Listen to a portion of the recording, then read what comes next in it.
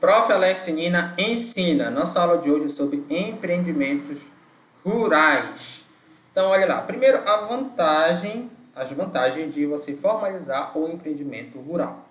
Então, são várias delas. As principais são garantia de aposentadoria, acesso a linhas de crédito e financiamento, que são diferenciados para o empreendimento rural e, por conta de políticas públicas, acabam sendo mais viáveis para o empreendedor rural, participação em compras públicas, fornecimento de produtos para alimentação escolar nos municípios e em outros programas que priorizam a aquisição de alimentos da agricultura familiar. Porque o que acontece? Muitas vezes o produtor rural ele tem um negócio informal, que é a própria produção rural dele, que ele comercializa. E por que ele vai querer transformar esse negócio informal numa empresa formal? Então, existem vantagens de você fazer isso, que são essas que eu acabei listando aqui. Vamos apresentar primeiro alguns conceitos importantes. O primeiro é de produtor rural, que é a pessoa física ou jurídica que explora a terra com fins econômicos ou de subsistência, por meio da agricultura, da pecuária, da silvicultura, do extrativismo sustentável, da aquicultura, além de atividades não agrícolas, respeitada a função social da terra que está na Constituição. Então, não necessariamente só vai ser atividade estritamente agrícola, pode entrar ali atividades que não são agrícolas, pode entrar atividade pesqueira, entre outras. Mas, no geral, são essas atividades aqui, que são relacionadas à agropecuária, pode ser pessoa física ou jurídica, então pode ser empresa, pode ser para fins econômicos, ou pode ser para consumo próprio, subsistência. E aqui, pessoal, tem a função social da terra, ou seja, existe na Constituição e o Estatuto, aliás, a chamada função social tanto dos imóveis urbanos como rurais, que eles cumprem quando você está ligado, por exemplo, à questão ambiental. Se a propriedade rural não respeita lá o Código Florestal, ele não está cumprindo sua função social. Então tem que respeitar lá as leis do Código Florestal, tem que ter se tiver um córrego, por exemplo, você tem que ter uma mata ciliar. Então, função social inclui essa questão ambiental e também a questão social. Porque se você tem um terreno lá que você não está sendo produtivo, qual é a ideia? Esse terreno poderia estar servindo para fins de reforma agrária e tirar as pessoas ali da pobreza. Então, você tem que manter a produtividade para ter uma função social daquela terra, de gerar alimentos que possam ali abastecer a população. Agricultor familiar é o agricultor ou empreendedor familiar que pratica atividades no meio rural em propriedade de até 4 módulos fiscais. Aqui a gente vai destacar aqui o módulo fiscal. Olha só, módulo fiscal na legislação é uma unidade de medida que expressa a área mínima necessária para que uma unidade produtiva seja economicamente viável. Tá? E essa unidade, esse tamanho do módulo fiscal varia para cada município. Cada município tem sua própria dimensão do módulo fiscal, conforme instruções especiais do INCRA, variando de 5 a 110 hectares. Geralmente, nos municípios da Amazônia, os módulos fiscais são maiores, tá? Mas isso varia de município para município.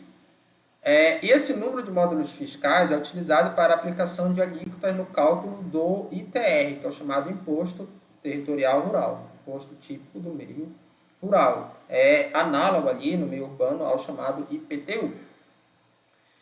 Além disso, o agricultor familiar, ele utiliza predominantemente mão de obra da própria família. Eventualmente, ele pode ter ali alguém conhecido que faça o trabalho para ele, que ele contrate alguém. No estado do Pará, a família da minha esposa é uma família ali de ribeirinhos, e eles têm lá plantio de açaí do interior do Pará. E às vezes eles contratam alguém para fazer ali a colheita do açaí, paga, depois ele revende esse açaí. Então existe esse tipo de contrato no meio rural. Alguém para fazer ali, cortar o mato, enfim. Mas essa pessoa vai trabalhar provisoriamente. O grosso mesmo da produção, ela é da própria família. Inclui também, olha, como agricultores familiares, extrativistas, silvicultores, integrantes de comunidades quilombolas, desde que atendam às características citadas aqui, né? que são estabelecidas pela Lei 11.326 de 2006. Outro conceito importante é de empresário rural, que é quem pratica atividade rural com a organização econômica dos fatores de produção desenvolvida por pessoa física ou jurídica para a produção ou circulação de bens ou serviços por meio de um estabelecimento empresarial, a chamada propriedade rural, visando o lucro, que é o mais importante para você ser definido como uma empresa. Tá? Aqui, quando fala assim, pessoas físicas e jurídicas, a gente está falando do fator de produção, é a mão de obra. Tá? A mão de obra não necessariamente só ser pessoas físicas, pode ter empresas prestadoras de serviços para empresas, para outras empresas rurais. Então, você pode ter esse tipo de situação. Tá? E quem define é o próprio Código Civil. Pescador profissional. Pessoa física, brasileira ou estrangeira, residente no país, que, licenciada pelo órgão público competente, exerce a pesca com fins comerciais. Por isso que ele é profissional. Atendidos os critérios estabelecidos na legislação específica, que é a Lei 11.959, de 2009. E agora vamos falar do conceito de produtor rural para o SEBRAE, porque o SEBRAE ele presta muita assistência aos empreendedores e pequenos empresários, e aqui está o conceito próprio. São pessoas físicas que desenvolvem atividades agropecuárias, realizam majoritariamente a comercialização da sua produção in natura, ou seja, não tem muito processamento, sem caracterizar-se como agroindústria. Então, não tem o processamento típico da indústria. E fatura até 3 mil, aqui é 3,6 milhões por ano. Então, é um faturamento relativamente alto, ali se considerar, por exemplo, com o limite do MEI, e possui inscrição estadual de produtor ou declaração de aptidão ao PRONAF, então chamada DAP, que é típica do produtor rural.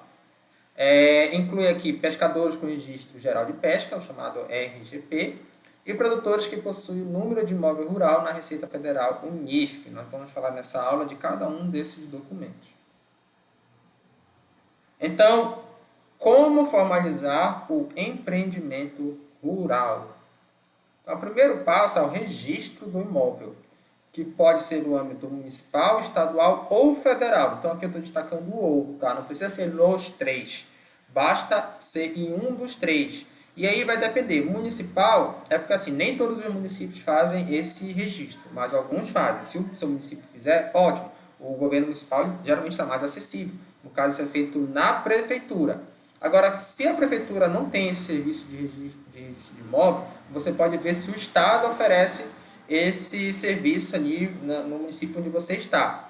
Então, tem o órgão de registro de terras do Estado, mas nem todos os estados têm. Onde eu morei, por exemplo, o estado da Amapá tinha o órgão próprio lá do Estado, mas isso não sei se é a realidade de todos os estados. E provavelmente não, porque existe aqui o registro federal. Então, quando não tem no município nem no estado, aí você vai ter que ir no Instituto Nacional de Colonização e Reforma Agrária, que é o INCRA, que serve ali para a maioria dos casos. Então, você tem mais informações aqui nesse site, mas é imprescindível que você registre formalmente o imóvel para você ter ali todos os benefícios de você ter uma empresa rural, um empreendimento rural formalizado. Aí depois tem o cadastro de imóveis rurais, que são coisas diferentes, tá? Registro é uma coisa, cadastro é outra, porque cadastro tem um próprio sistema, que é o CARFI. Ele é administrado pela Receita Federal, com informações cadastrais referentes ao imóvel rural do país, seus titulares e, se for o caso, os condomínios e compossuidores. Aqui você acha que seria copossuidores, né? Então, pessoal, enquanto que o registro ele é feito no INCRA e órgãos de terra, o CARF ele é da Receita. Vou até grifar aqui Receita.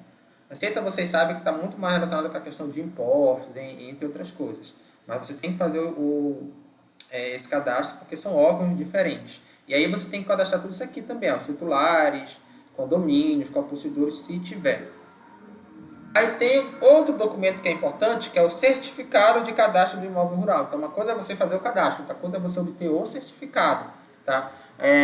Então, por exemplo, quando você está fazendo o curso, ao final do curso você obtém o quê? Um certificado. Quando você inicia o curso, você faz a matrícula. Então, são coisas diferentes. Tá? é o documento emitido pelo INCRA, quem emite aqui é o INCRA, e que constitui a prova do cadastro do imóvel rural. Então, ele é fundamental para várias coisas, entre elas, desmembrar, remembrar, arrendar, hipotecar, vender ou prometer em venda imóvel rural. O que significa que arrendar está muito mais no sentido de alugar. Tá? Eu posso alugar aí meu imóvel rural para alguém usar durante um determinado período de tempo. O arrendamento ele pode acontecer também não só de propriedades, mas às vezes você arrenda, por exemplo, um maquinário para uma empresa ali operar. Nesse caso aqui é um imóvel rural. Também esse certificado ele serve para homologar a partilha amigável judicial. Então, sucessão, casos mofins. Imagina lá que você tem um proprietário com um imóvel rural e aí ele tem 2 herdeiros, 2 filhos. O proprietário falece e tem sempre aquela briga familiar ali para quem fica com como é que vão se dividir os bens da pessoa. E aí você tem que ter certificado para que ele sirva nesse momento de partilha de bens, né? Ou então um casal que se separou e tem um imóvel rural que estava ali em comunhão de bens, essas situações que acontecem no âmbito da família. Obter crédito agrícola exigido por bancos e agentes financeiros. Isso aqui é um dos principais objetivos, porque esses créditos, eles geralmente oferecem taxa de juros baixa ou outros benefícios que são viáveis para você ali alavancar aquele negócio, ou seja, aumentar a produtividade e obter ali mais receitas do seu imóvel rural. Então, mas para você ter acesso, você precisa estar totalmente formalizado, por isso que é importante obter certificado aí de cadastro de imóvel rural, CCIR. Cadastrar negócio junto à Receita Federal, então também você precisa. Tá? Os dados constantes no CCIR são exclusivamente cadastrais, não legitimando o direito de domínio ou posse. Isso aqui é importante porque você pega uma região como a Amazônia, é muito comum a grilagem de terra. Então, você pega o documento antigo, por que tem esse nome, né? Grilagem. Coloca numa caixa com um grilo, o grilo vai fazendo lá, deteriorando aquele papel e vai dando a ideia de que ele é antigo. Na verdade, pega um papel novo, você frauda ali algum documento de posse de terra, aí você coloca um grilo, essa era a prática comum, e aí o documento, com o tempo, ele dá esse aspecto do documento antigo. Aí depois você vai lá na Receita ou no INCRA e diz que era dono daquela terra. As pessoas faziam muito isso, por isso que tem o nome de grilagem de terra. E aí depois de muito tempo, o dono reivindica, e tem aqueles conflitos de terra que são comuns, na verdade, em todo o Brasil. Então, esse certificado ele não legitima o direito ou domínio de posse, tá? Porque você pode ter ali N situações em que alguém reivindique esse domínio, então vai ter que ir para a justiça, vai ter que ter documentos mais sólidos para esse fim. Então, como é que eu obtenho o CCIR? No site do INCRA, também é possível acessar o Sistema Nacional de Cadastro Rural para emissão do CCIR. Então, eu vou colocar aqui, ó, pelo Sistema de Cadastro Rural, no site do INCRA. Então, lá você obtém. Só que, muitas vezes, a propriedade tem alguma questão pendente, algum impedimento. E aí, vai ter que se dirigir presencialmente ao INCRA. Ou ao órgão competente, que se for imóvel rural, né, se abranger uma área grande, entre mais de um estado, é o próprio INCRA. Se for imóvel rural estadual, vai ser o Instituto de Terra do Estado. Nem todos os estados têm, mas, por exemplo, o Amapá, como já disse, tem. Ou imóveis rurais municipais, se fosse o caso, você vai na prefeitura, que ela vai designar ali para o órgão competente do âmbito municipal.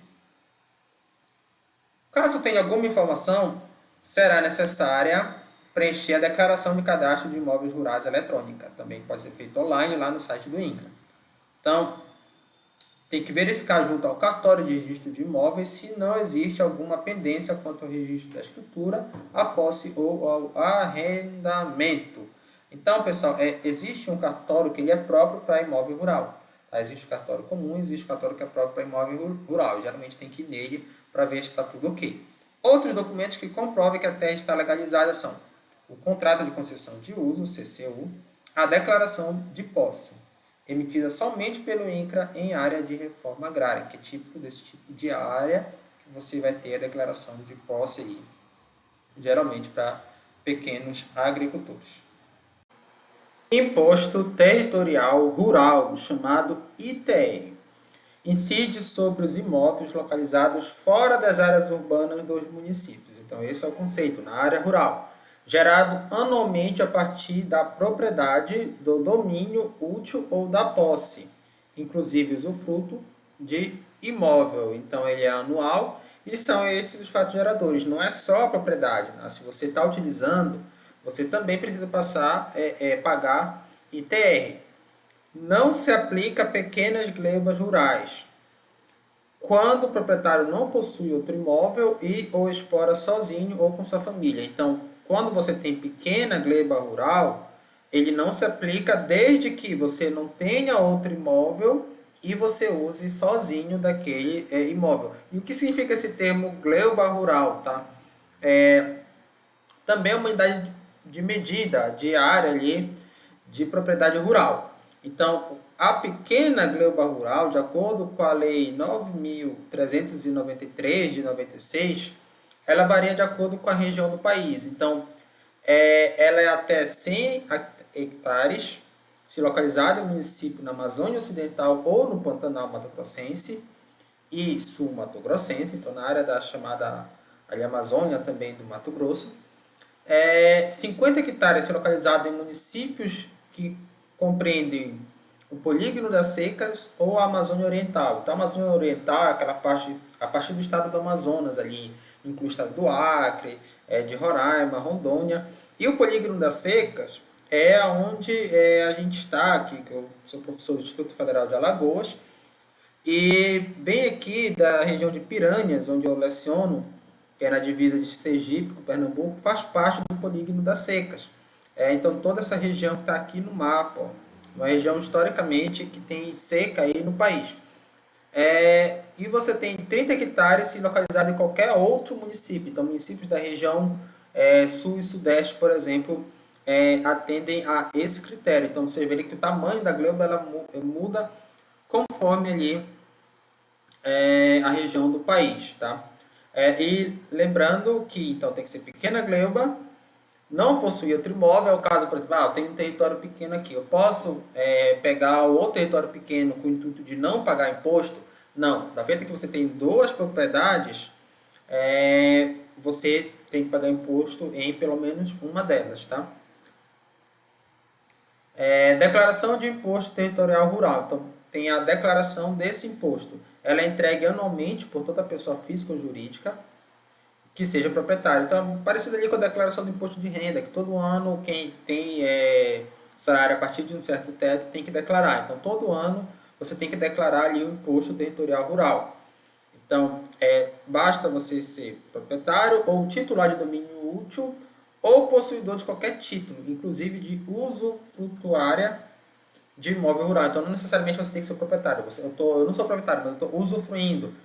Através de um arrendamento, por exemplo. Tem que pagar o imposto, tá? Arrendamento, para quem não sabe, é como se fosse um aluguel.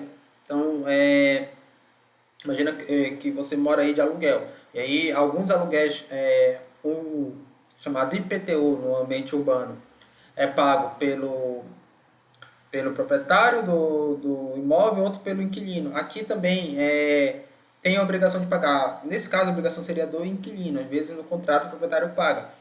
Então, nesse caso aqui, se eu estou ali alugando um imóvel rural e tem meio que um inquilino nele, né? O termo correto é arrendando, e tem aqui, não seria um inquilino, seria um usufrutuário, essa pessoa tem que pagar imposto rural, tá? E tem que declarar o imposto rural. Número do imóvel na Receita Federal, chamado NIRF, obtido no site da Receita Federal, e é necessário para gerar o ITR. Eu vou colocar aqui coisas separadas, que fica melhor assim. Necessário para gerar o ITR. O proprietário deve apresentar o certificado.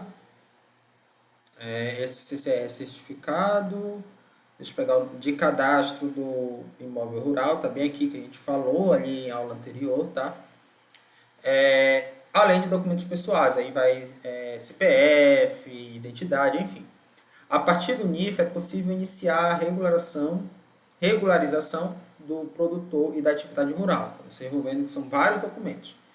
Ainda tem a declaração para o cadastro rural, chamada DCR, que é documento necessário para atualizar os dados do imóvel rural cadastrado no INCRA. Então, isso aqui, ó, a palavra-chave aqui é atualização. A atualização é obrigatória sempre que ocorrerem modificações referentes ao imóvel ou às pessoas a ele vinculado. Então, eu coloquei um novo plantio, eu peguei lá a parte do terreno que tinha lá o imóvel, eu ampliei a minha casa. Tudo que eu fizer de novo, eu tenho que declarar isso, tá? Acessado somente por quem possui cadastro no Sistema Nacional de Cadastro Rural. Então, você tem que fazer esse cadastro junto lá ao INCRA. Quando você tem esse cadastro, você pode fazer a atualização desse cadastro através da declaração.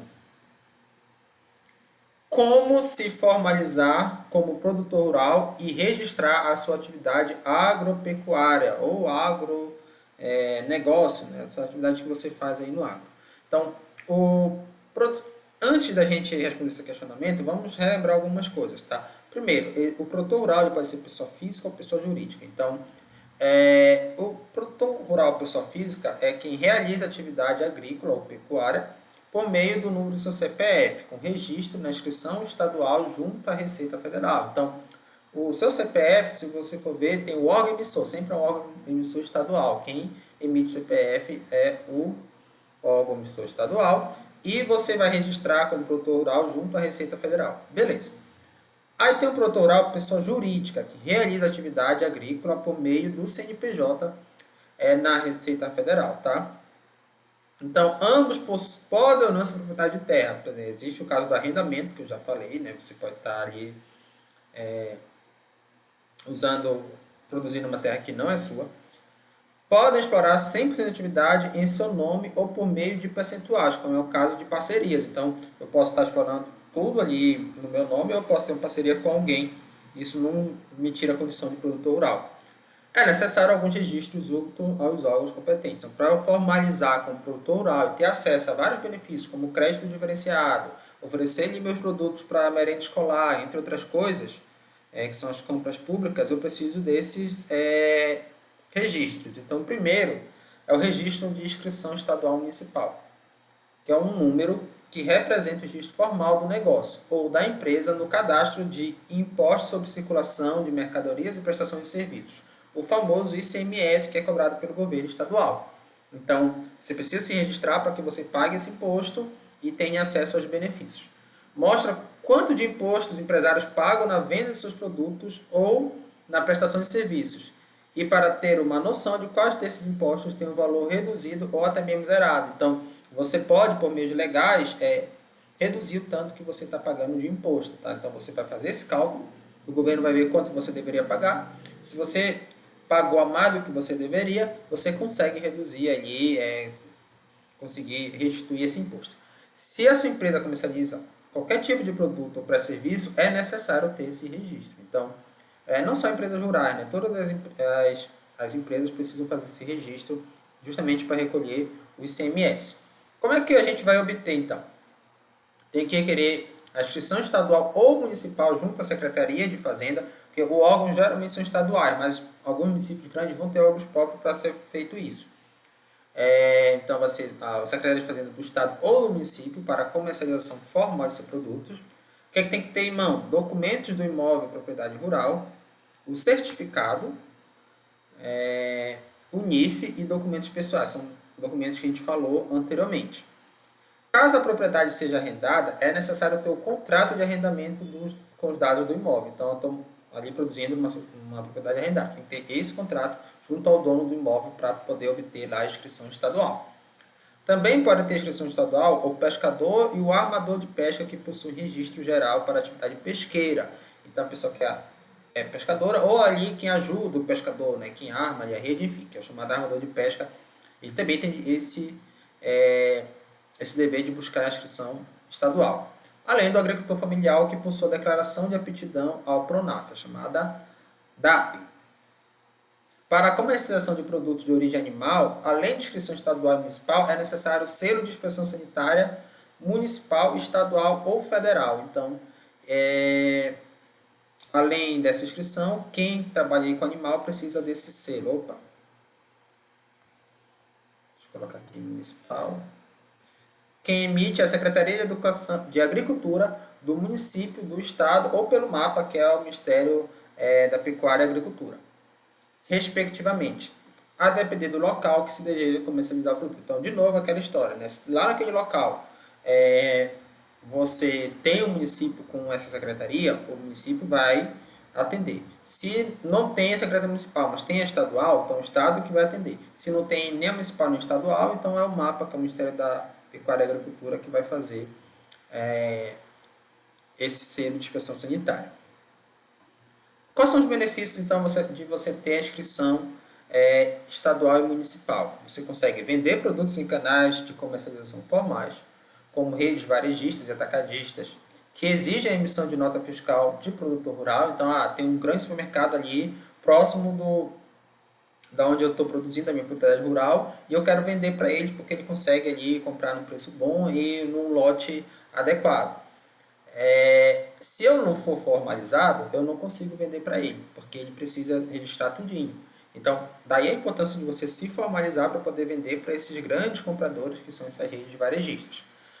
Buscar a redução ou isenção do ICMS, eu já falei isso aqui, né? Porque como todas as empresas precisam pagar ICMS, quando você já está registrado, você, além de não correr o risco de vir a sofrer sanções por inadimplência, por não pagar imposto, né? Que o nome disso é sonegação, é um crime. Então, além de você estar evitando o crime de sonegação, você também consegue formalmente tentar reduzir o imposto que você está pagando. Facilitação da comprovação de rendimento no registro de funcionários que trabalham na propriedade e na obtenção de financiamentos mais viáveis. Então, eu vou até separar também isso aqui, obtenção de financiamentos mais viáveis. Então, você consegue ali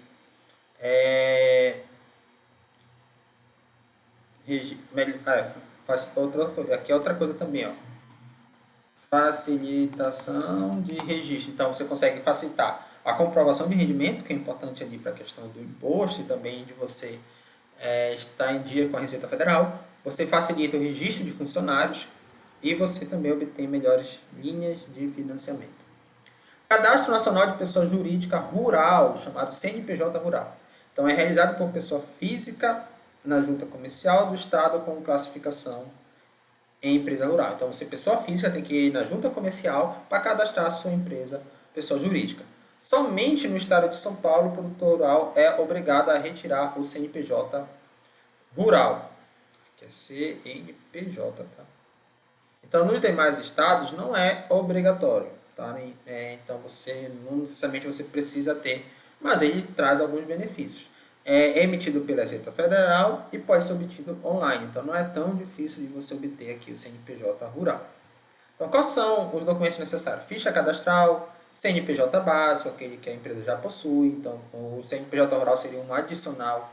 Estatuto social da empresa registrado na junta comercial. Cópia autenticada da carteira de identidade, o RG, do cadastro de pessoa física do dono do negócio, CPF. Documento de posse da propriedade, além de ITR, o certificado, eu sempre me confundo no nome aqui, o CCR, deixa eu só ver aqui minha colinha. Certificado de Cadastro de Imóvel Rural, exatamente, significa isso. CCIR, Certificado de Cadastro de Imóvel Rural, comprovante de endereço e matrícula do imóvel atualizado. Caso seja arrendatário, você precisa do contrato com os dados da propriedade, o contrato de arrendamento, lá com os dados do proprietário, inscrição municipal ou estadual de pessoa jurídica, expedido pela Secretaria de Estado de Fazenda, no caso da inscrição estadual, ou pelo órgão competente municipal, no caso da inscrição municipal. Então, vocês veem que são relativamente muitos documentos, mas você tendo, você consegue fazer, você não precisa se deslocar fisicamente, já que isso pode ser feito online. E traz benefícios esse cadastro do CNPJ rural. Então, ele comprova a personalidade jurídica da empresa, que é interessante.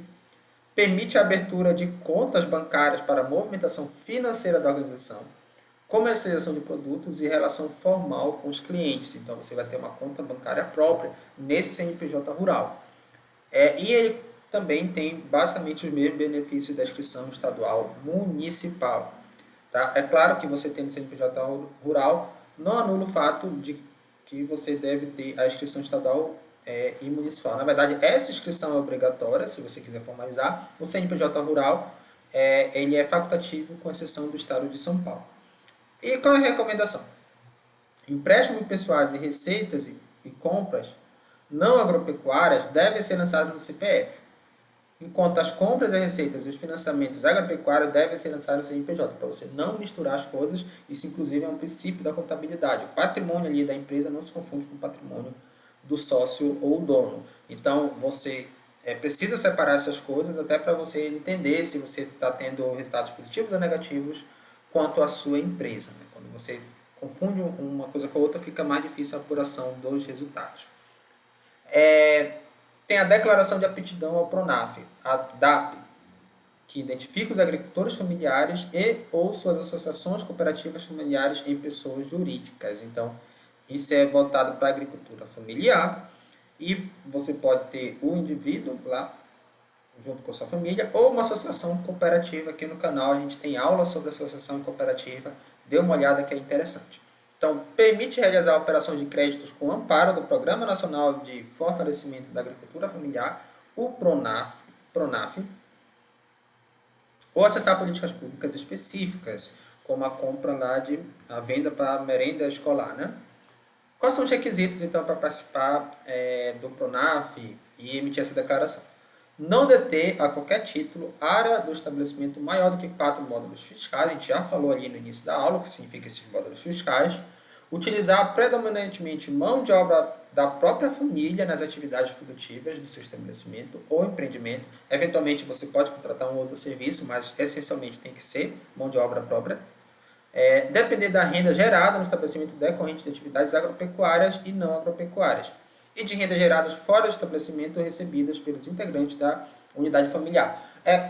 Como que isso pode acontecer? Tá? Eu dependo de renda aqui gerada, então, mas quer dizer que eu posso ter outra renda? Pode, tá? Desde que eu continue dependente dessa minha renda. Aquela renda que não é vinda da propriedade rural, ela pode complementar. Mas se eu perder a renda da propriedade rural, eu fica ruim, né? Não fico bem ali, meu bem-estar é diminuído significativamente. Vamos dar um exemplo de como que isso acontece. Imagina que você tem uma família de produtores rurais e a maior parte da renda dela vem ali da produção.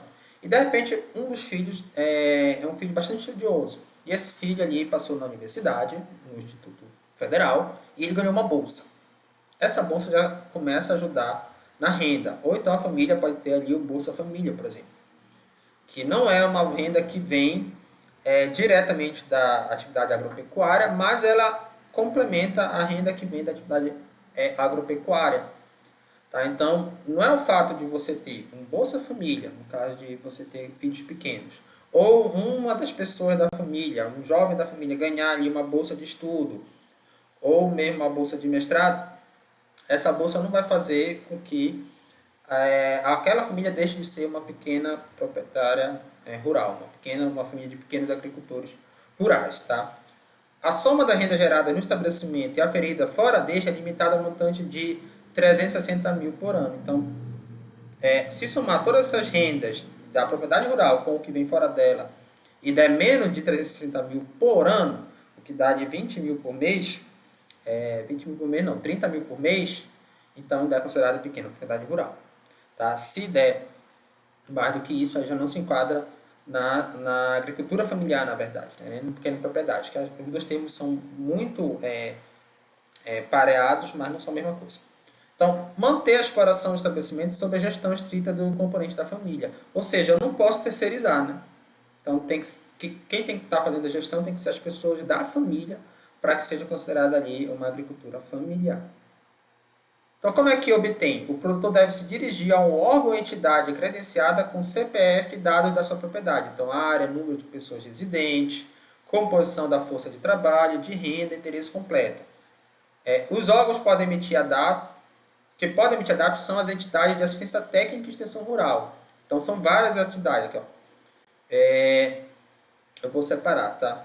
entidades de assistência técnica de extensão rural, você tem os sindicatos rurais e dos trabalhadores rurais, então sindicatos em geral, tá? A Fundação Nacional do Índio, a FUNAI, para áreas indígenas.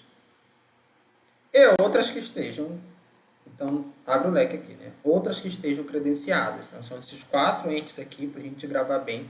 Quem pode emitir essa declaração de aptidão ao PRONAF, né, da agricultura familiar. Quais são os benefícios? Acesso a créditos diferenciados, linha de créditos ali com baixa taxa de juros, maior prazo de pagamento, enfim. Acesso a políticas públicas de compras, como o Programa de Aquisição de Alimentos, PAA, e o Programa de Alimentação Escolar, PNAE. O Programa de Aquisição de Alimentos é alimentos para os órgãos públicos, por exemplo, presídios, entre órgãos públicos em geral, que elas costumam comprar da agricultura familiar. Serve como comprovante de aposentadoria. Ainda tem a questão da aposentadoria especial para o agricultor familiar, que a DAP vai ser útil. Programa Nacional de Apoio à Agricultura Familiar, PRONAF. Então, ele institui créditos diferenciados para a produção de alimentos da cesta básica que compõem o índice de inflação. Então, você tem ali a cesta básica como uma das formas de se medir a inflação do país. Então, você tem ali alimentos que fazem parte da cesta básica. Esses alimentos eles estão sujeitos ao PRONAF. Produção de base orgânica e agroecológica. Então, se você tiver aqui a agroecologia, que é aquela agricultura que tem como base a ecologia para não desmatar e não degradar o meio ambiente, melhor dizendo, ela também tem um incentivo através do PRONAF. Investimentos em práticas sustentáveis de uso do solo e da água, produção de energia renovável e armazenagem. Então, é chamado manejo sustentável e outras práticas, eles são apoiados aí pelo PRONAF. Seguros para a produção de alguns alimentos, como hortaliças, então esse programa também oferece seguro. E assistência técnica, apoio às mulheres, aos jovens do campo, como as linhas do PRONAF Mulher e PRONAF Jovem. Então você tem linhas específicas para esses grupos, são considerados grupos vulneráveis, né? Minorias sociais. Tem o Programa de Aquisição de Alimentos, o PAA, que é um programa de compras públicas que possibilita aos agricultores familiares a venda de seus produtos para o governo. Que legal você fechar uma parceria com o governo. Por quê? Quando você fecha uma parceria com um ente privado, você tem um risco grande, porque ele pode te dar ali um calote, né? Você pode mandar os produtos e não receber, ou no momento que você produziu, ali está com o produto pronto para vender, ele pode ter um problema e não te pagar. Com o governo, isso é mais difícil, não quer dizer que não aconteça. Mas o governo, em tese, ele sempre tem como, no máximo, emitir moeda. Mesmo que isso gere inflação, aí uma discussão macroeconômica, ele vai te pagar. É melhor do que você ficar vendo navios. Então, você ter uma parceria com o governo te dá mais segurança.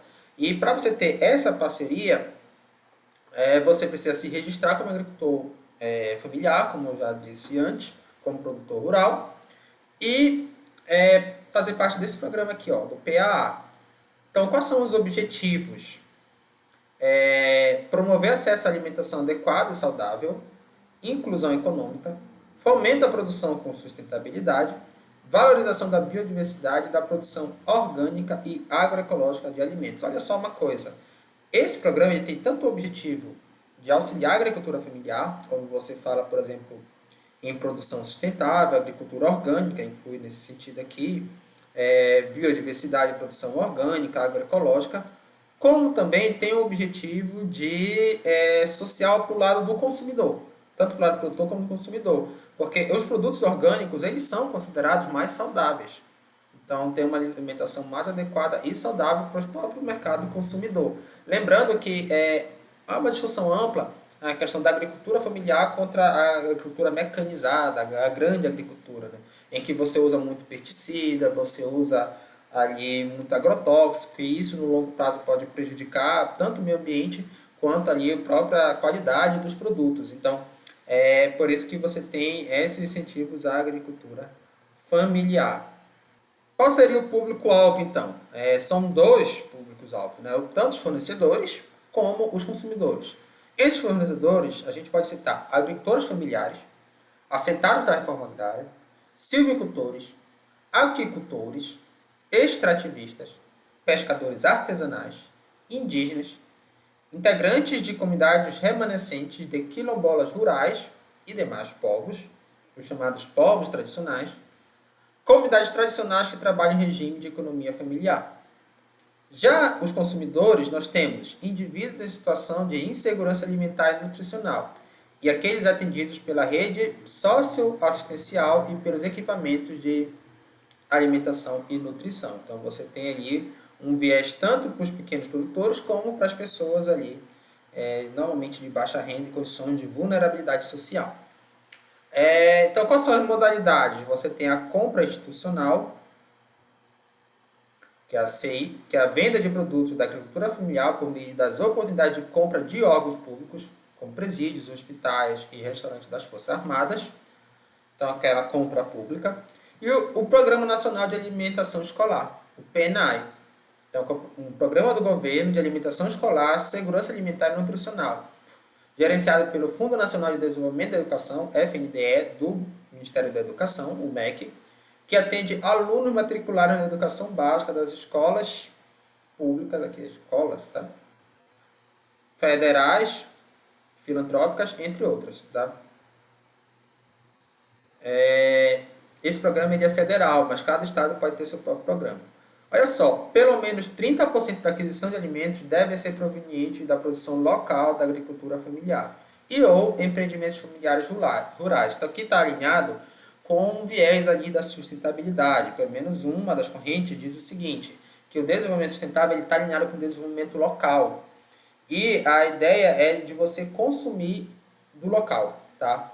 Quando você consome um produto ali da região próxima, onde você está, do pequeno produtor que está próximo, onde você está, tem menos custo de transporte, não só o custo econômico, mas o custo ambiental principalmente, porque você emite pelo menos menos CO2 para a atmosfera. Você tem menos impacto ambiental quando você consome ali do local, que está próximo ali do seu local. Então tem esse viés, tanto social como um viés ali ambiental.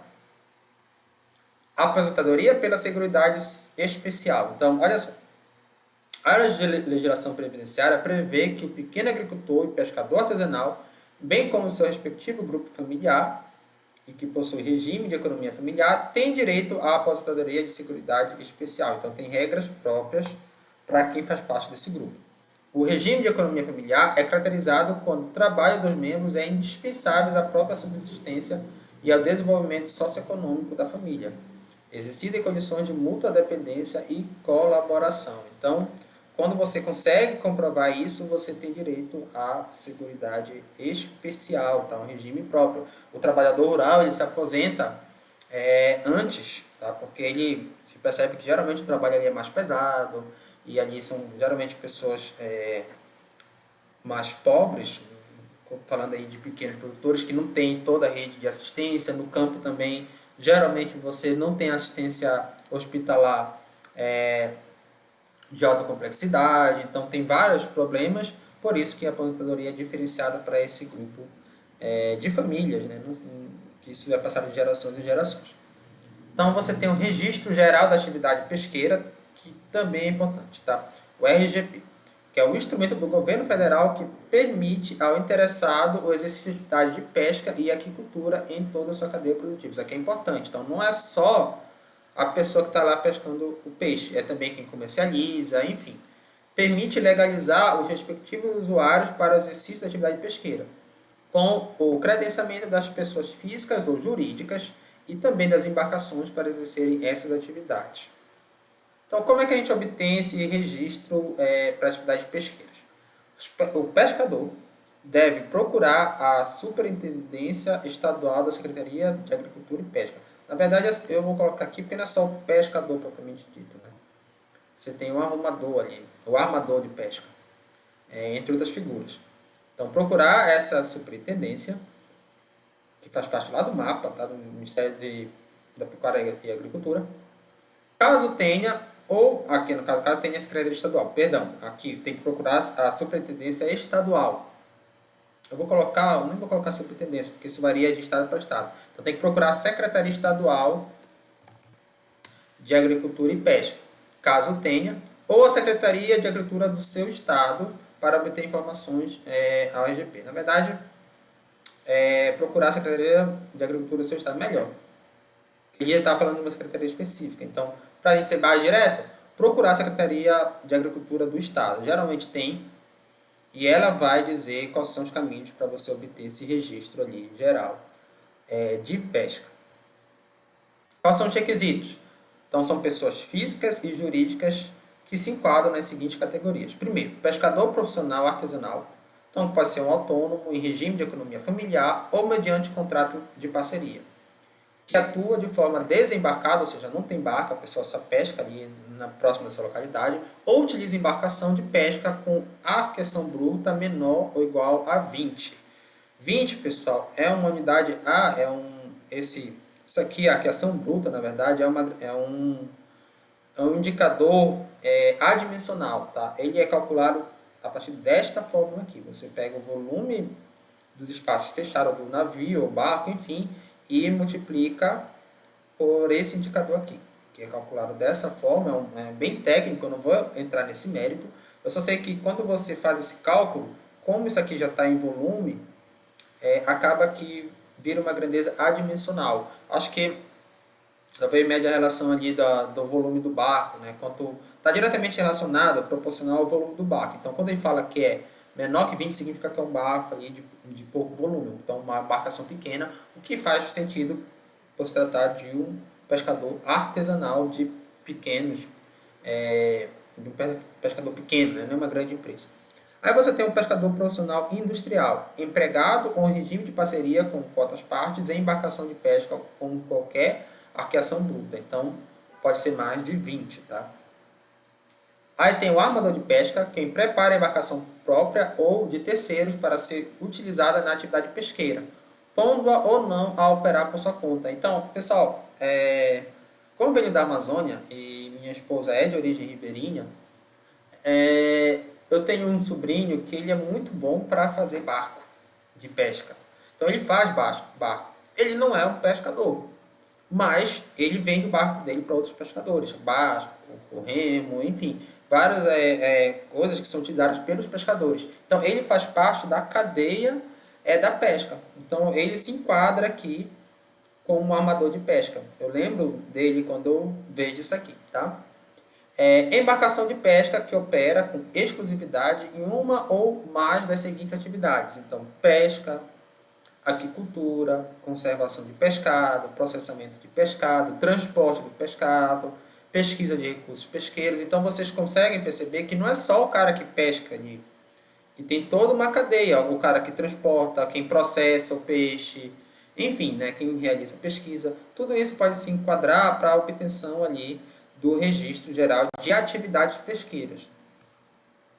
Pescador armador esportivo também se enquadra. Então, aquele que pratica pesca com finalidade de lazer ou desporto. Quem nunca viu aqueles programas, né, de pesca, que você vai lá, pesca o peixe, depois só para mostrar como depois solta na natureza, com equipamentos ou pretextos previstos em legislação específica, sem fins comerciais. Isso aqui que às vezes a isca, tá? Aquela isca, ela acaba prejudicando ali o peixe, né? Porque então tem que ser um equipamento que, já que a pesca é esportiva, você não tem hábito de consumo, não tem por que você estar matando o peixe, o animal. E aí você coloca um equipamento próprio que não vai ferir o peixe, né? Então existe isso.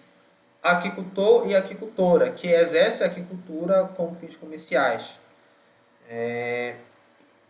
Então, a aquicultura é ali quando você cria peixe em cativeiro, tá? Isso é muito comum e também se enquadra. Empresa pesqueira, pessoa jurídica que se dedica com fins comerciais à atividade pesqueira, já que é uma empresa, fins são comerciais.